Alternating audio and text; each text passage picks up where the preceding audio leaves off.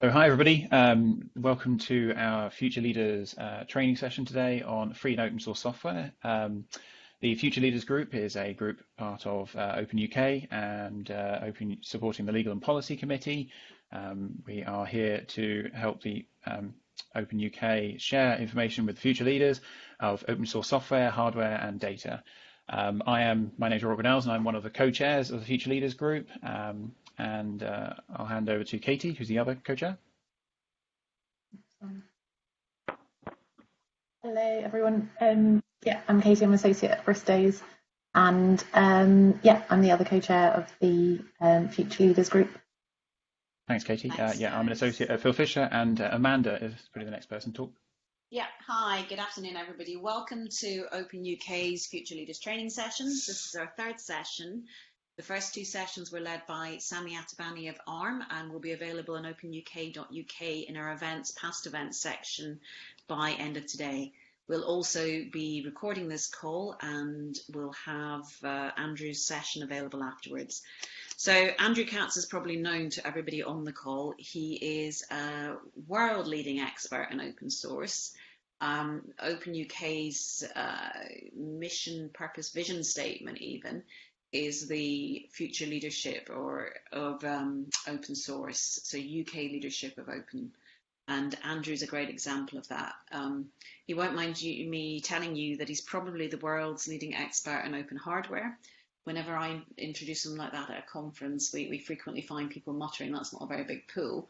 But actually the open source pool that Andrew swims in is much, much bigger than that. And he is, as I say, a world leading expert. Andrew, I'm going to hand over to you. I assume you want to have questions at the end. So yes, please. Yeah. Great. So I'll suggest that everybody stay on mute until Andrew indicates that he is coming towards the end of his session.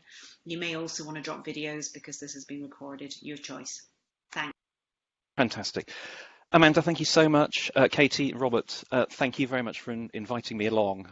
This is a sort of great opportunity. Really appreciate the opportunity to talk to you. I'm supposed to be talking about a deeper dive into licensing, but for reasons that those people on this call live will be aware, it won't be quite as deep as it otherwise would have been. So it's a slightly shallower dive into open source licensing. So where do we start? Well, let's talk about software freedom. So the concept of software freedom is really something that was initiated by a guy that you may well have heard of called Richard Stallman, known more commonly by his initials RMS. And his idea was the importance of the freedom to use, study, share and adapt software. And he founded the Free Software Foundation and he popularized the concept of copyleft, which is something we'll be talking about in a little while. And he was the initiator of a license called the GNU General Public License, which is one of the most well-known and well-understood of the free and open source software licenses. And the principle behind the Free Software Foundation is really that software is a form of knowledge and that knowledge is something that should belong to all mankind and therefore that knowledge should remain free. So one of the frequently stated mantras of the Free Software Foundation is that this form of freedom is freedom as in free speech, not as in free beer. Now, in parallel with this concept, or slightly after this concept of free software was developed, it had a sort of a feeling of sort of, you know, slight hippiness about it, and was for some people it was regarded as being something that wasn't particularly business friendly. So the idea of open source was developed, and open source has been described by Simon Phipps, who's a past president of the Open Source Initiative, as really being a marketing arm of free software. So in many ways, they're extremely similar, and the divisions between open source and free software are frequently overestimated and overstated. But open source really is the same sort of idea, but it's perceived as being more business friendly. So it doesn't see the freedom of software as being so much a moral issue, as being a much more practical way of collaborating and developing software. And the organization behind the concept of open source is the Open Source Initiative, and their emphasis is much less on the idea of copyleft. And again, I'll explain shortly what this idea of copyleft is. But it's very much a case that open source software and free software very much coexist. And generally speaking, if you're talking about free software, you're also talking about open source and vice versa. So there's really not a huge distinction between them apart from at the edges. So let's just really dive into some information about the development of software. So there's a guy called Carlo Daffara who collects some really useful statistics about this. These are a few years old now, but they give you a pretty good idea of what's going on in the world. So 44% of the code created in the world, so that's all code that has ever been created in the world, is open source software. And that figure is increasing. 80% of code that is newly deployed is now open source. And of major operating systems like Mac OS, for example. So again, this is a few versions ago, but 31% of that was originally open source, although clearly that's now in large measure being closed by Apple. And the figure for Android, which is very much more an open source based operating system, is 75%. And there are also some interesting statistics out there that demonstrate that open source software is actually more innovative than proprietary software. For a long time, it was considered that open source really was a sort of me too, and that a lot of the applications that were available under open source were sort of pale imitations of their proprietary originals, but this is no longer the case. There's a lot of innovation going on in the world of open source software, and open source software is in many cases more innovative than the proprietary equivalents. Open source software contains fewer defects on average than proprietary software. And it's also worthwhile bearing in mind that 80% of all of the software that's out there is non-differentiating. So what does that mean? What it means is that differentiating software is software that a company will use to differentiate its products from another company's. So it's what makes a difference. It's the stuff that's on the surface. It's the stuff that provides the functionality that's sort of in your face. But an awful lot of the software that's there is non-differentiating. It doesn't really matter too much whether you're using MariaDB as a database or whether you're using MySQL. They provide a lot of equivalent functionality.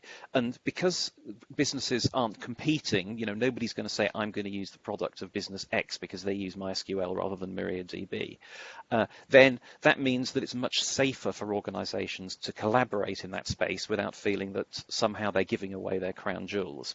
And this has typically been where most of the innovation, most of the activity in open source software is occurring in terms of this area of non-differentiation.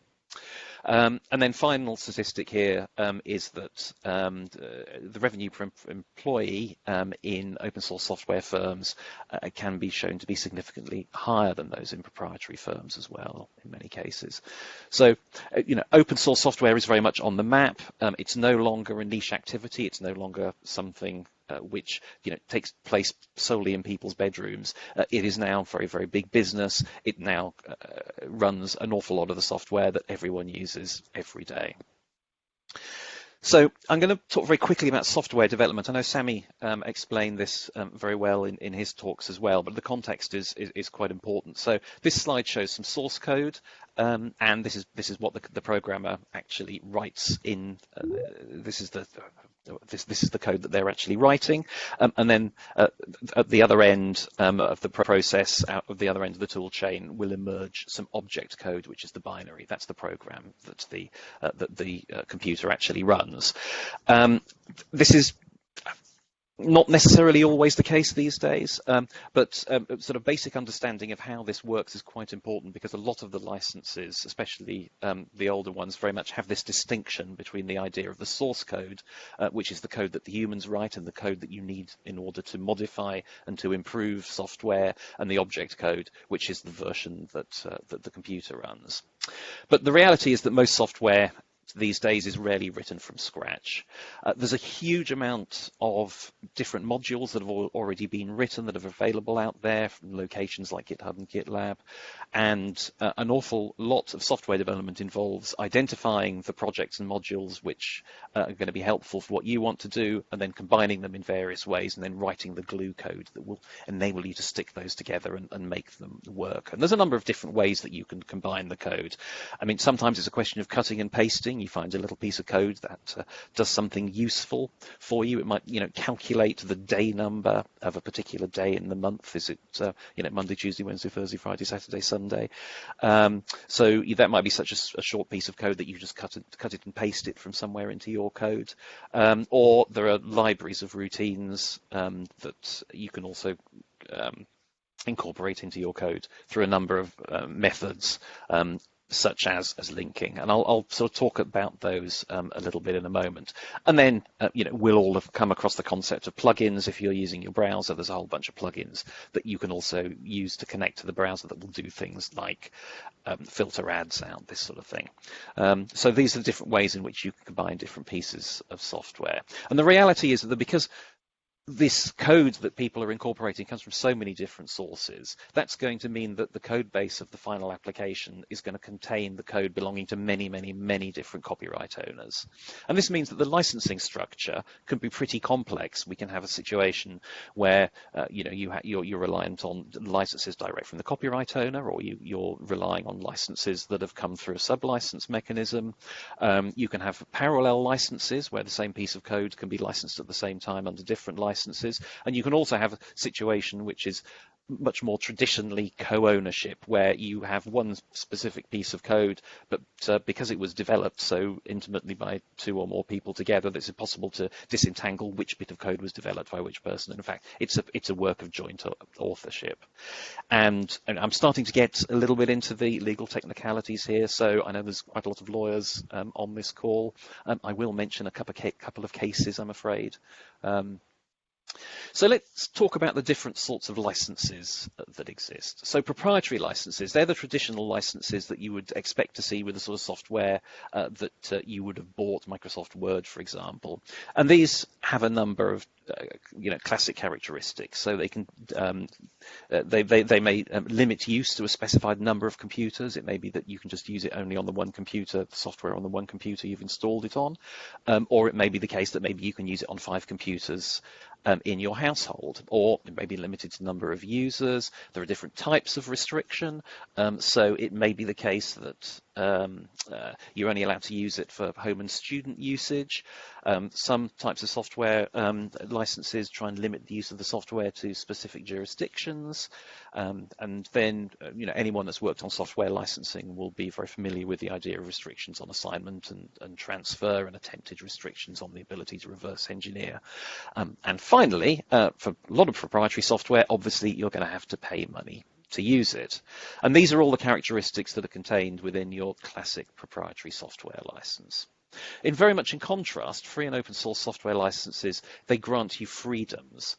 So the classic formulation of this comes from Richard Stallman, and you can find this on a GNU.org website, so the Free Software Foundation's website, which is also fsf.org. And the 4 freedoms are, first of all, anyone who has access to a program must be free to run it, and free to run it for any purpose whatsoever. Then you also have the freedom to study the program to see how it works, and you have the freedom to make changes to it. And to do that, you need to have access to the source code, because the source code is the language that is human understandable. So it's not practically possible to do this with object code. You need to have the source code as an access to exercise that particular right. You've got to be able to redistribute copies as you've received them, and that also includes the right to be able to make modifications and to distribute copies of those modified versions to other people. So those are the 4 freedoms. Any license which qualifies as a free software license must grant those freedoms. And very similar to that, we have the open source definition, which was developed by the Open Source Initiative. And I'm not going to go through this in detail, but it's worthwhile taking a look at that. And in essence, I mean, there are 10 criteria in the open source definition, but in essence, the effect of them is very, very similar to the 4 freedoms and the Free Software Foundation. So let's talk about the sort of licenses that you will come across. So there are 3 main categories of license. There are permissive licenses, and examples of these are MIT and BSD and ISC, and quite often people, roll their own licenses, like, the do what the hell you want public license, and these let you do just about anything with the code at all.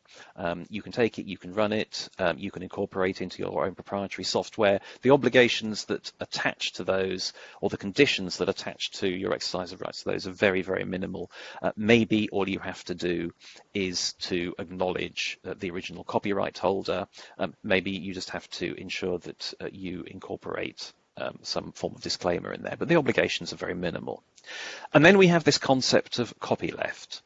And the idea of copyleft is that if you take a piece of code which is licensed under a copyleft license, and then you distribute it to somebody else, either with or without your modifications, you have to ensure that it's under the same license. So this is the fundamental distinction between permissive and copyleft, is if you take a piece of permissive code, you can distribute it under any license you want. It doesn't have to be the same license, and it can even be your proprietary license.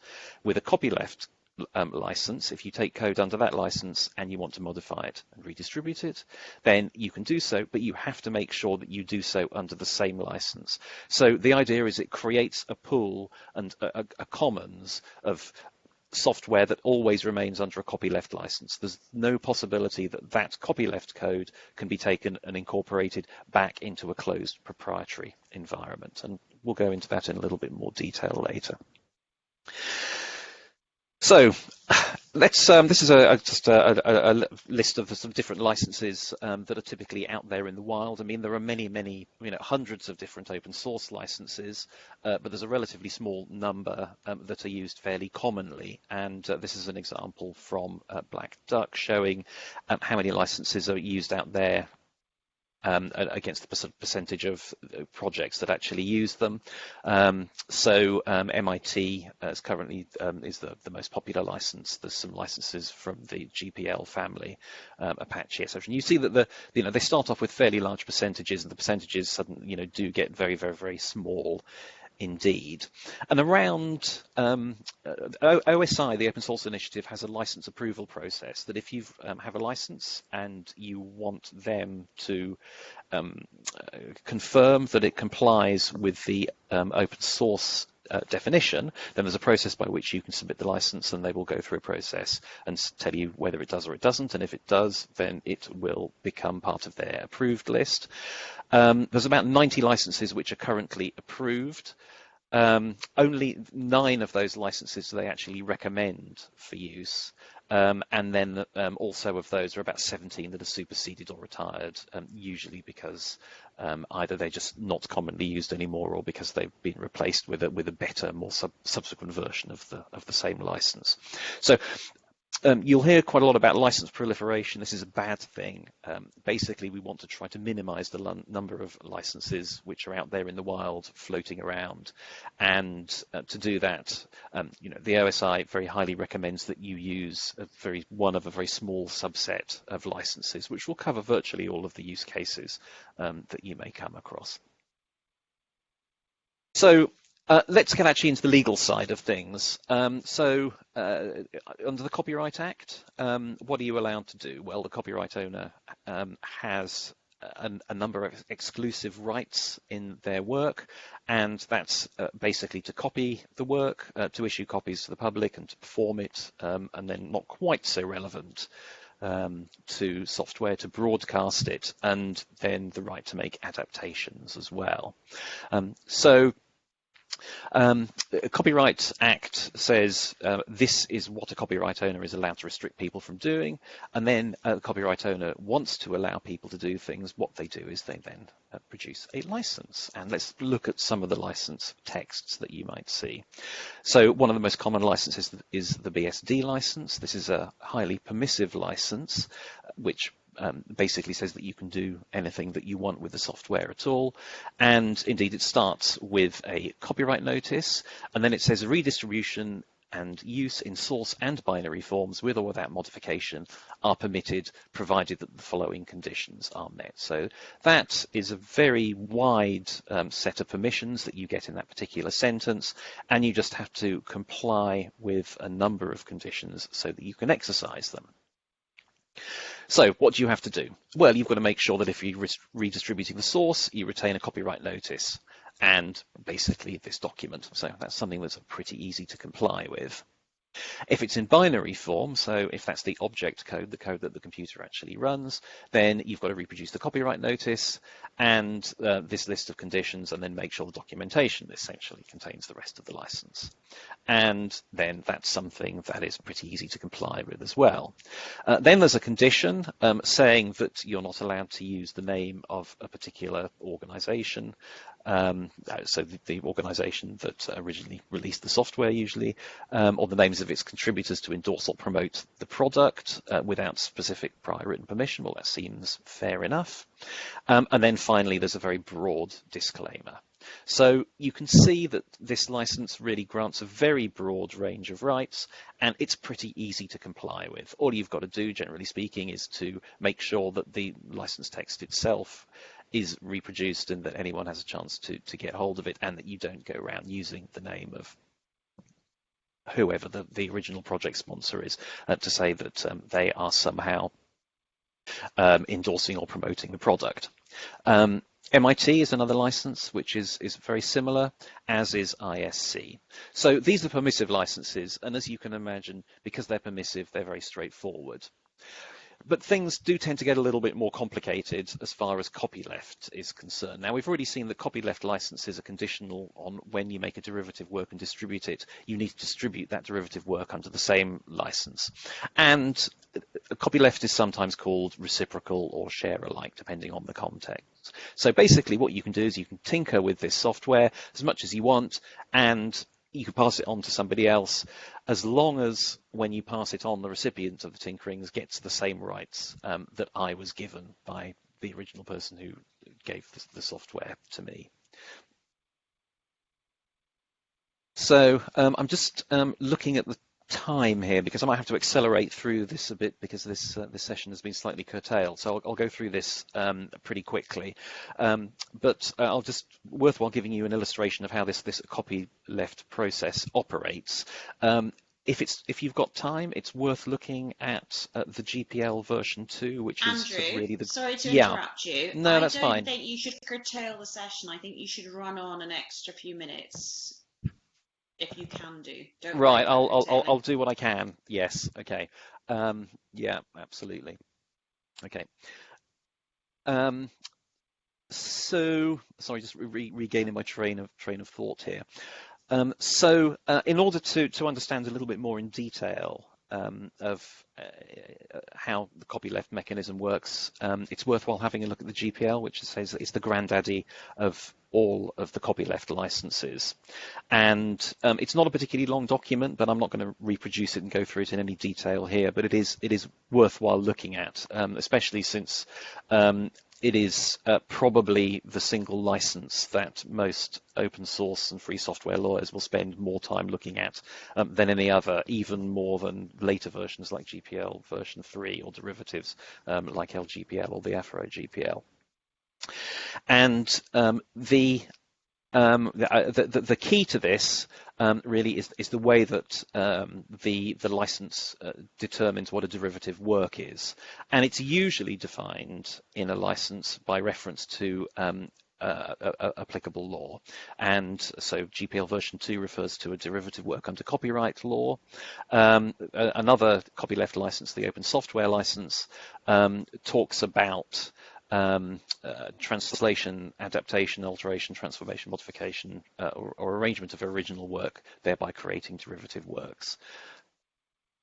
So if you distribute a derivative work, then you'll find that from the recipient's perspective, it's actually going to have more than one copyright in it, because basically it'll have the copyright of the original underlying work that existed, which may be one of more copyrights, but also the person who has made some sort of adaptation or derivative of it will also, if their changes have been sufficient, which in most cases they will have been, will also have their own copyright in it.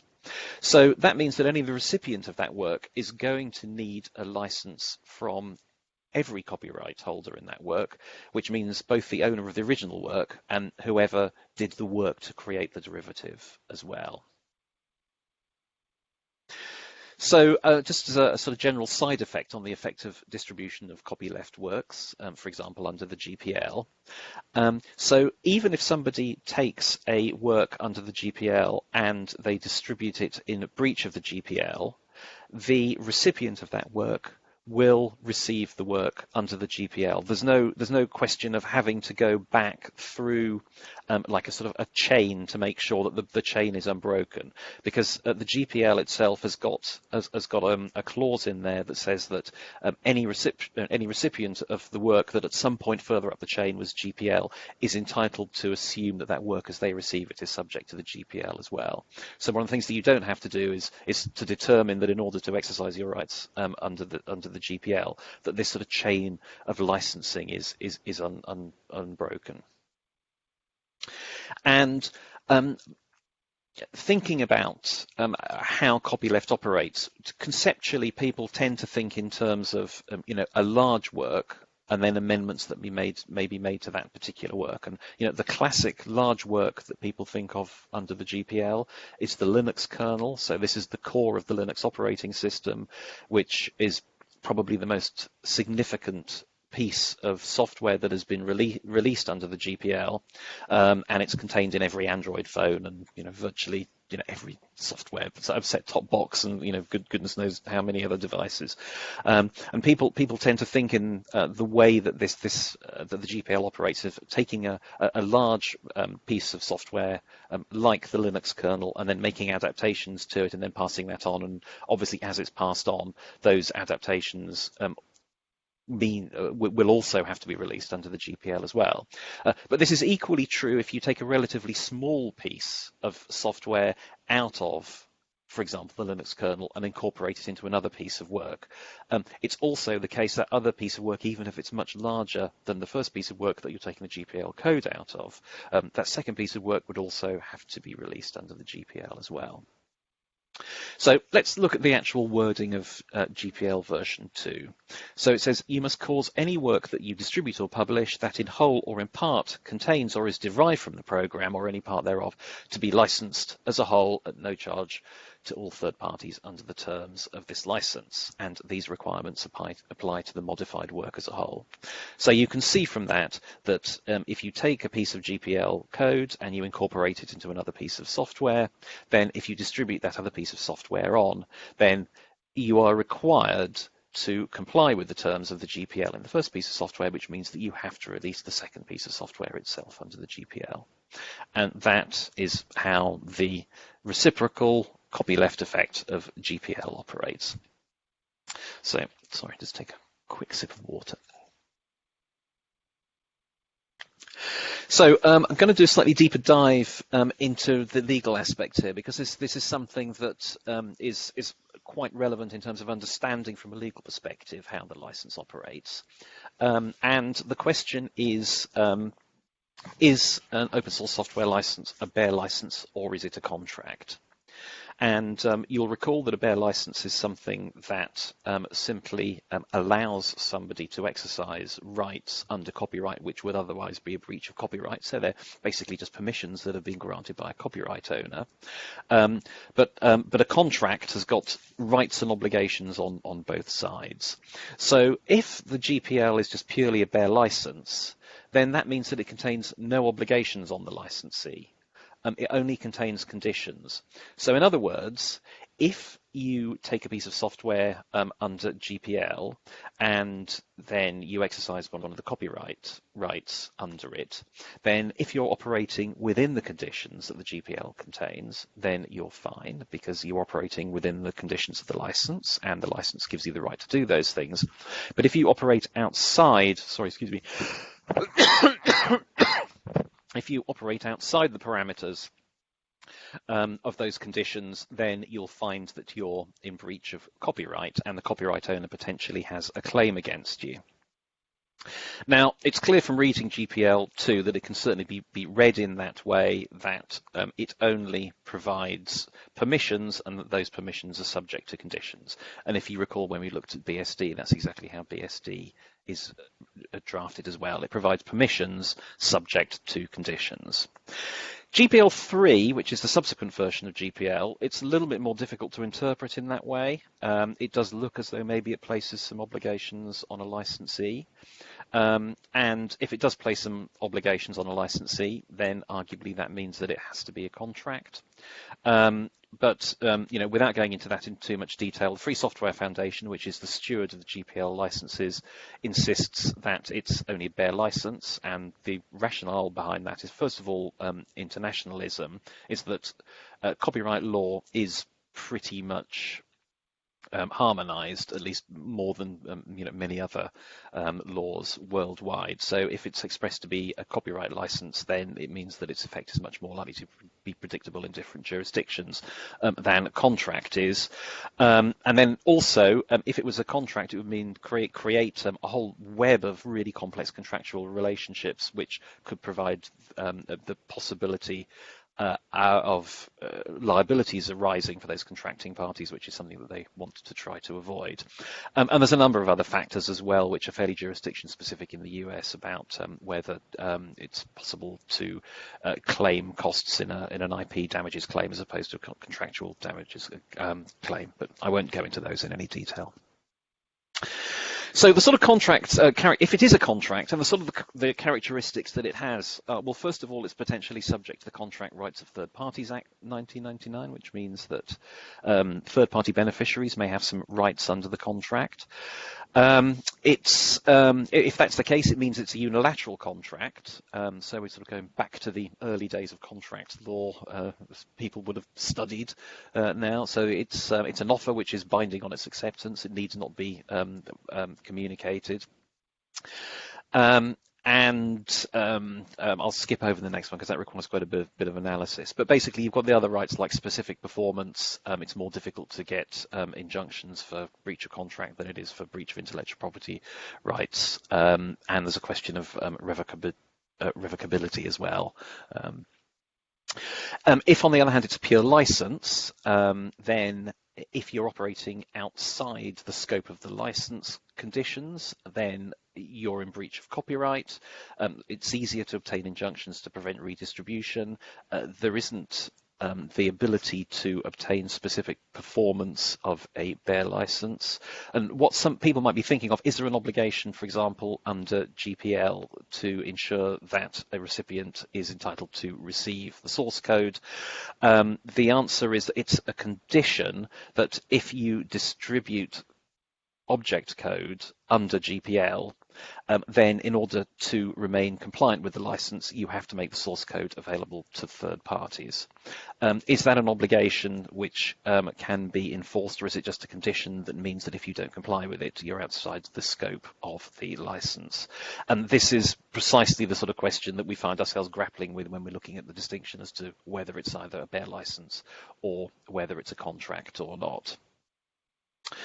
We've seen there are no third-party beneficiary rights available if it's a bare license. I mentioned costs following the event. But also, since there's no contract with the licensee, then it doesn't mean that you automatically get, for example, implied warranties, etc., that you would potentially get if a contract exists. But if you grant somebody a bare license, then you may possibly be able to revoke that, which would clearly be fairly disastrous. So we have to look at concepts like estoppel. In other words, if somebody has relied on you granting them the license, does that mean that they're no longer in a position to be able to revoke the license because a third party has already relied on it? And that's the general assumption, is that revocability ends once somebody has relied on the license that you've granted to them. And there's a couple of cases in there which you may want to examine, which go into this in greater detail. The other thing that's very significant, and it shows how US-centric this area of the law is, and particularly common law-centric as well, is that civil law jurisdictions in general don't have the concept of a bare license. So this question of the distinction between a bare license and a contract, as far as civil law jurisdictions is concerned, makes no sense anyway. So there are some licenses out there that are very similar to open source licenses, but they do not comply with the open source definition, and they do not comply with the full freedom. So a classic example of this is a Creative Commons license. And even though Creative Commons licenses, there's a suite of licenses with different effects, and they typically grant you a very wide range of freedoms to do things with typically things like text, audio files, movies, pictures, whatever. So they're very much content licenses. The different flavors have different effects, and in particular, one of them is a non-commercial flavor. That means that you're not allowed to make use of a particular material in a commercial context. And you'll recall from the four freedoms and from the open source definition that you cannot have a restriction on field of endeavor, and non-commercial is basically saying you're not allowed to use this for the commercial fields of endeavor. So therefore that brings the non-commercial Creative Commons license outside the scope of the four freedoms and the open source definition, and therefore can't be regarded as being a free or open source license. And similar reasoning as far as the Creative Commons no derivatives license is concerned as well. There's also quite a lot of talk at the moment about ethical licenses, which is an attempt to add additional restrictions into licenses to do things like prevent people from using the software, from exploiting their workers. And there's other attempts around requiring adherence to codes of conduct, adherence to human rights laws, etc., etc. These are all very, very laudable, but as the Free Software Foundation's full freedoms as concerned, and so far as the open source definitions are concerned, if you come across a license that has these additional restrictions in them, then at the moment they will fall outside the scope of free and open source software. There's something else, and as I say, they may be very laudable, but they're not open source software, they're not free software. There are also licenses which are probably best called source available licenses that look very much like open source software licenses, but they do have some additional restrictions. So they may be, for example, that it's open source as long as you're an organization below a certain size. If you're above that size, then you have to get a different license. And there are licenses that say that you can exercise all of the open source rights apart from if you're running this software on a server and you're providing paid services using it. These are also licenses that fall outside the scope of being genuine free software licenses and open source software licenses. And the last category is an Open Tomorrow license, which is basically one that says this software will be available under an open source license tomorrow, but it isn't at the moment, and there are some additional restrictions in there as well. This talk is very much focused on copyright. There are patents do have an effect as far as open source software is concerned, despite the fact that software is not, at least in the European Union, supposed to be patentable as such. Patents do impinge on software, and it's notable that some of the older licenses like MIT and BSD tend to have no mention of patents in there at all, and the more modern licenses do specifically have patent clauses. So Apache, for example, is a very liberal permissive license, but it does have a specific patent grant in there as well. Other examples are the open software license, which is basically the same as the academic free license, subject to a few words, and Mozilla. And there's also an interesting clause in both GPL versions 2 and 3, which is called the liberty or death clause, which I'm not going to go through in detail, but it basically says that if you receive some rights under something like a patent that you're not able to pass on to somebody downstream to you, then you're not allowed to pass on the software at all. So you're not allowed to have just an individual patent license that is for your benefit only. But people downstream that you pass the software on to can't make use of it. If people downstream can't have access to the same licensing terms that you have access to, or if you can't sublicense those patent terms to them, then that you're restricted from transferring that software on at all.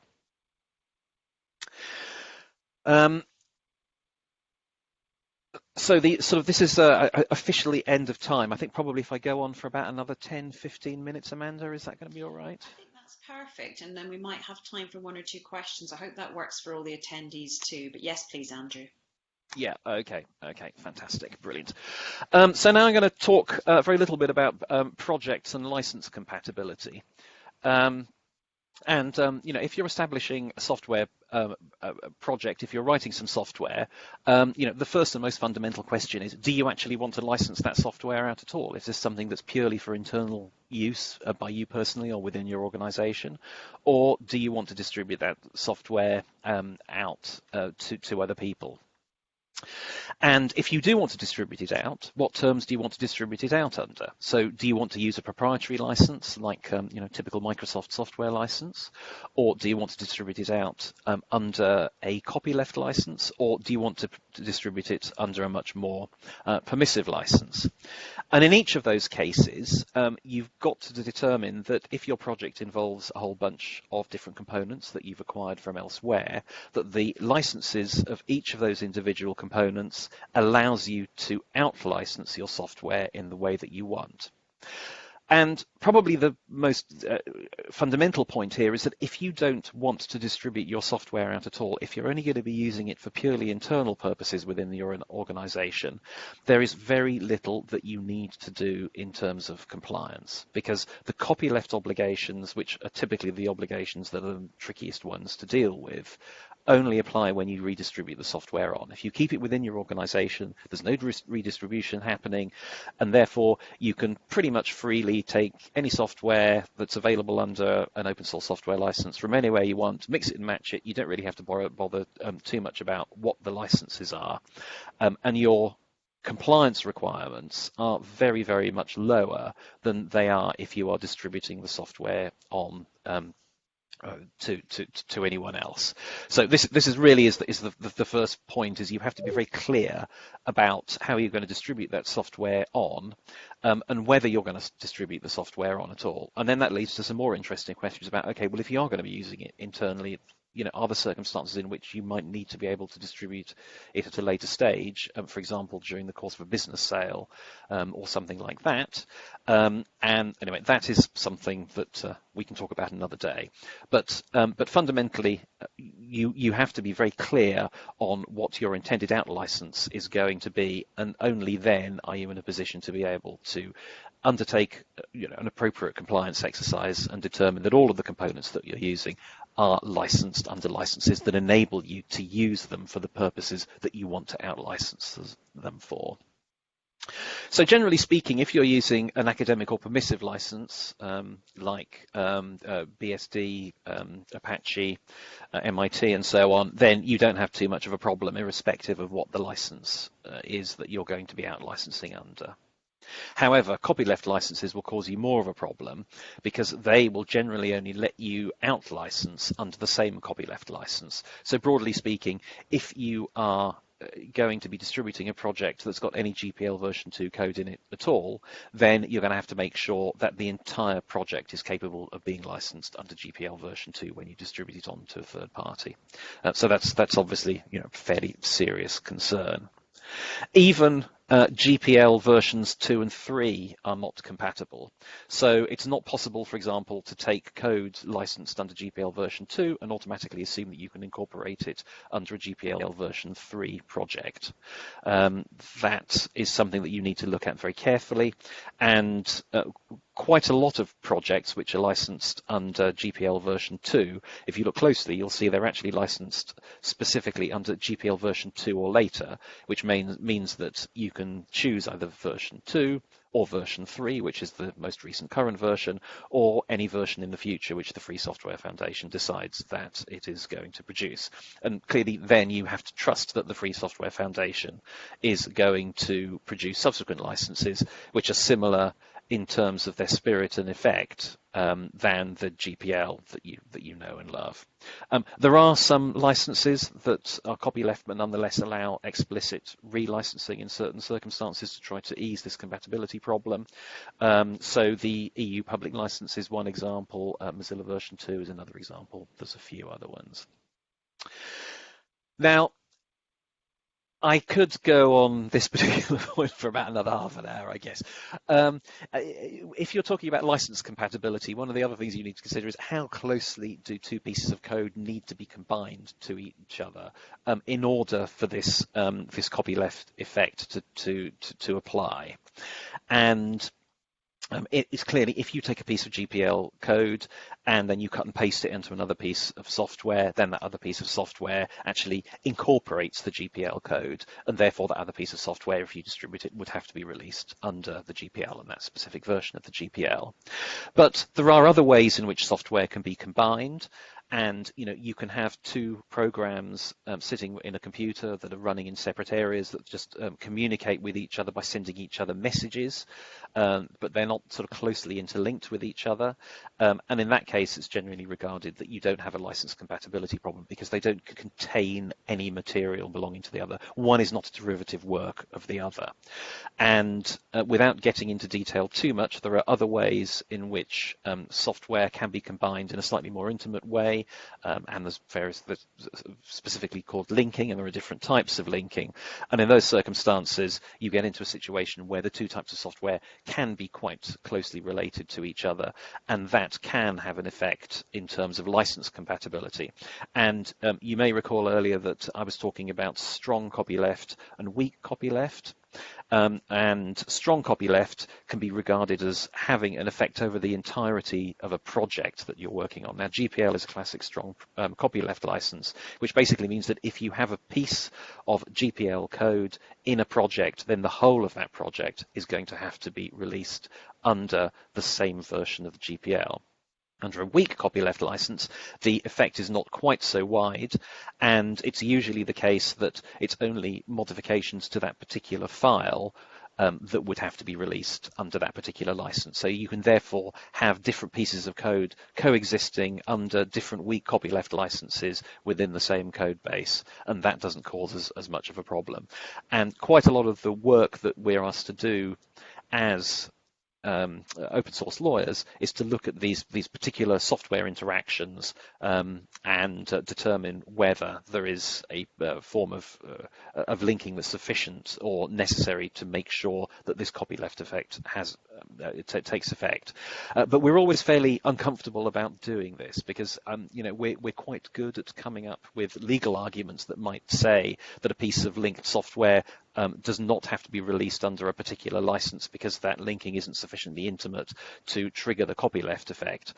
But the reality is that organizations that take that view and really try to work the edge cases very, very closely, they tend to find themselves unpopular with the community. They tend to find themselves open to a degree of suspicion, and of course there is a possibility in those circumstances that we're always giving advice to the edge case, and any edge case is more likely to be subject to some sort of detrimental court action at the end of the day. So you'll find that most open source lawyers tend to advise their clients to go with community norms, the community understanding of the way that these interactions are supposed to operate, rather than trying to take a strict legalistic approach to them.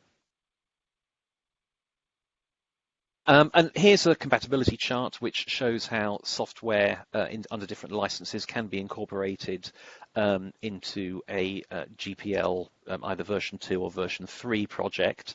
So if you look at the bottom right-hand corner, GPL version 3, that shows that if you have a GPL version 3 project, then you're okay to incorporate code from, for example, LGPL version 2.1 or Apache license version 2. Or indeed the public domain. But this doesn't work the other way. So you can't take a GPL version 3 piece of code and incorporate that into an LGPL project. And you can't even take a GPL version 2 piece of code and automatically incorporate that into a GPL version 3 project.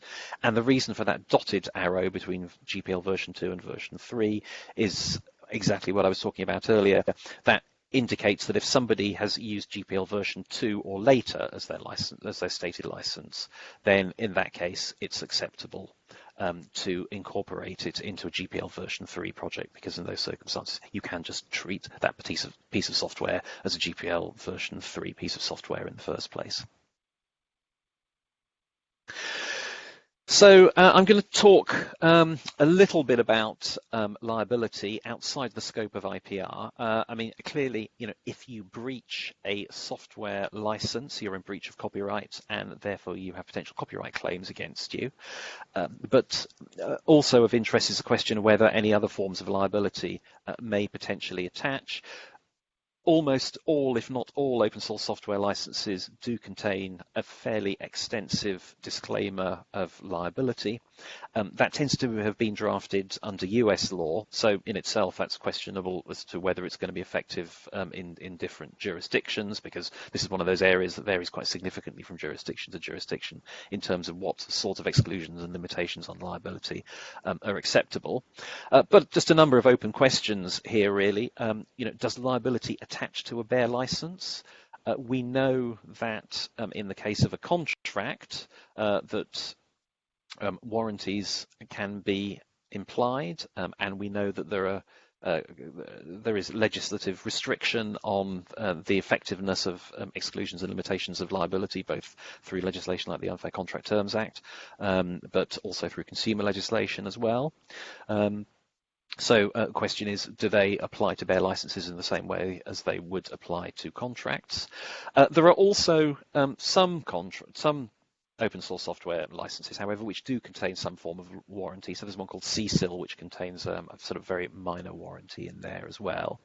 And of course, it's always possible to ask for additional warranty protection for things like the performance of your software, whether it's got any bugs in, etc., from the supplier. And generally speaking, if you do that, then you'll have to pay for it. And there's a lot of business in doing that. Red Hat, for example, is an organization which provides free software. All of its software is available under a free software license, but it makes an astonishingly large amount of money out of providing additional services around that software. Those services include things like warranty protection, both in terms of performance, but also in terms of things like IPR indemnities, etc. It's also worth bearing in mind that in civil law jurisdictions, it's not possible to have a bare license. So, these question as to whether you can apply warranties into bare licenses, they're likely to be treated very differently in those jurisdictions as they are under the laws of England and Wales. So that's a sort of pretty much sort of deep dive into the various different areas that we've had a look at. There are a number of resources that you could usefully go to find out more about this. The International Free and Open Source Software Law Review has recently been renamed JOLTS, and there's any number of articles in there which have relevance to this. I've highlighted two specific ones there that are worthwhile taking a look at. Other places worth looking at are the Free Software Foundation, rosenlaw.com, which is Larry Rosen's website. So he is counsel for the Open Source Initiative and has done quite a lot of work in this area, has written one of the more influential books in this area. W3C and opensource.org as well. So thank you very much indeed for listening. And I'm now very happy to take any questions that anyone may have. Thank you, Andrew. Are there any questions for Andrew? I have a general question. Would you recommend at all for any organization starting a process for accepting a new open source license, or in your view, taking into account that there are already so many that's pointless? I would be extremely wary about anyone drafting a new open source license, because either the chances are that your use case is one that has already been looked at and there's already a license out there that does 95% of what you want it to do, or more likely what you're trying to do is something that actually, if you go into it in more detail, you discover it's not really open source in the first place, which can cause sort of all sorts of complicated problems. So it's very unusual that I would suggest that somebody writes a new license. It's much better to find a license that does almost all of what you want it to do. And you do not, if you want your software to be accepted and used by the community is very uncomfortable about looking at new licenses. And generally speaking, when you have an existing project that relicenses under a new license, normally that the license that they select will be one of the most common licenses. It's the amount of license proliferation out there is decreasing over time, because when people in a project have a decision that they say, this license is no longer appropriate, let's move to another license, almost always the other license is one that already exists and is well understood. And I would very much concur with that view. Do not write a new license, but have a look and see which of the most common licenses out there performs what you want it to do, and then select that one instead. I think that's good advice, Andrew. Are there any other questions? I'm slightly conscious that we're coming up to 1:15. Andrew, you pointed out the risk grid. Yes. I should very quickly say to the group, the first version of the risk grid was done, I think, in 2009. Or maybe even 2008, I had joined Canonical, didn't know very much about open source, and the three lawyers, Carlo, Andrew, and Malcolm, really helped my learning. And the first version of the risk grid came out of a project we did together, where I was really on a learning curve, and it taught me how open source licenses interface with risk and commercial contracts. So I can't recommend that document highly enough. I think we're at version 12. Andrew's continued to maintain it over the years. It's freely available. Yeah. Definitely worth having a look at if you're working on any contracts with open source in them, not just looking at licensing. Yeah. I would say that it hasn't been maintained for a little while, and I think that's a project that we've talked about separately, and it's well worth looking into doing that, because I think the way that software development has moved on in many ways, and also the fact that much of the software has moved into the cloud now, means that I think we probably need to change the emphasis of it a little bit. But I think that would be quite a worthwhile project to work on, is to update that. Okay, that's one we'll take on board. So if there's no other questions, I'd like to thank Andrew for taking the time to do the session today. As I mentioned before, I know there are 2 or 3 people who've been pinging me who didn't get back on the call. They'll be able to watch online. Anybody who wants to go back for a recap will be able to do so also. We will move to sharing an events link after today for Tea Break Tuesdays, which start on Tuesday, and for our Friday Future Leaders training. Tea Break Tuesday on the 7th will be Terence Eden, who is a board director at OpenUK, but he's also the head of open source technology at NHSX. And he will lead a sort of 5-minute stand-up presentation, and then there'll be a discussion about COVID-19, open source and healthcare for about half an hour. We don't have a session next Friday. Next Friday is Good Friday. We're all going away for our Easter holidays. Who knows where you're going? Maybe a different room from the one that you're in lockdown in at the moment. So we're giving everyone a break, but we'll be back on the 17th of April with Patrick Masson. Patrick is the Executive Director of the Open Source Initiative, the organisation Andrew referenced, which approves open source licenses. And Patrick will be talking about the open source definition, the OSI and what open source is. So actually, Andrew's session's a really great segue into that. We have sessions organised now right the way through to the end of July, and the timetable for those will be available online shortly. We're just confirming dates for some of the speakers. So we will also continue to share the social media cards. Sadly, we'll have to move to Eventbrite registration, but I look forward to seeing all of you at future sessions, and please pass on the invite and spread the word.